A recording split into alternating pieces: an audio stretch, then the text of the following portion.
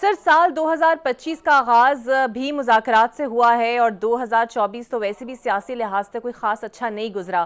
آپ کو لگتا ہے اس سال سے ہم کچھ امید لگا لیں کہ شاید کوئی سیاسی مستحکم پاکستان ہم دیکھ پائیں؟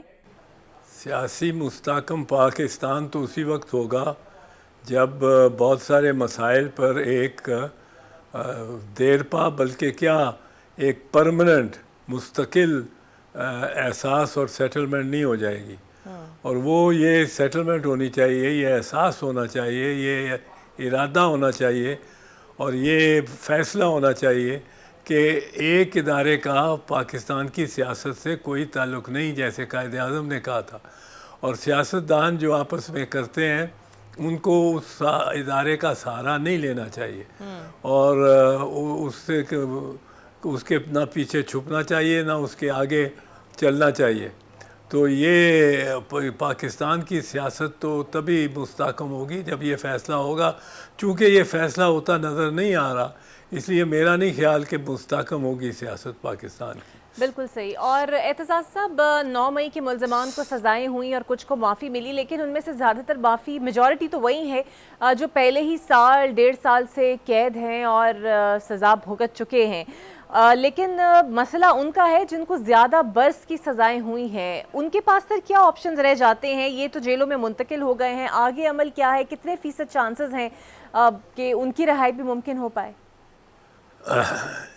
اگر تو فیصد چانسز آپ سوچنا چاہتی ہیں کہ عدالت یا وکالت یا قانون اور آئین کے اعتبار سے، تو پھر تو 100% چانسز ہونے چاہیے ان کے کہ ان کو پہلے دن سے ان کی جو حراست ہے اس کو کالعدم قرار دیا جائے. اور عدالت میں اب بہت ایک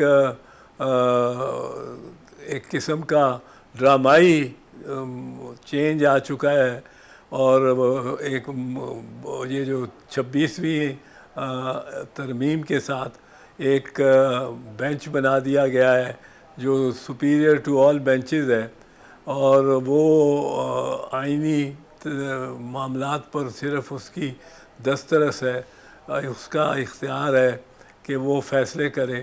اور وہ جونیئر ججز ہیں جن کے باعث وہ ایک قسم کی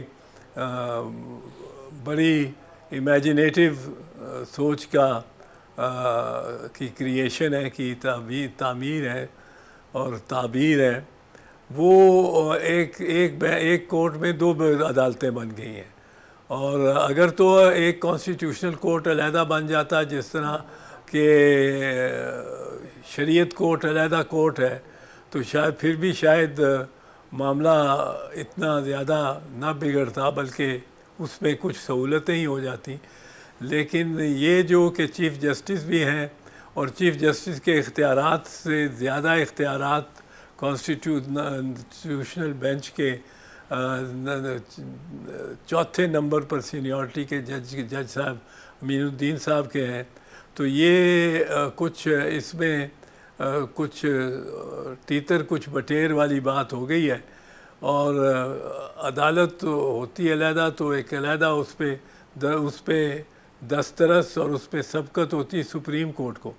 اب سپریم کورٹ کے کچھ ججوں کو دوسرے ججوں پہ اس طرح سبقت ہے کہ جو سینئر ہیں، جو زیادہ جن کو سلیکٹ کیا گیا ہے باقاعدہ کسی کانسٹیٹیوشنل پروسیس سے، مثلا چیف جسٹس جو ہوں گے اب سے آئندہ سے وہ ماتحت ہو جائیں گے، ان کا فیصلہ نہیں چلے گا.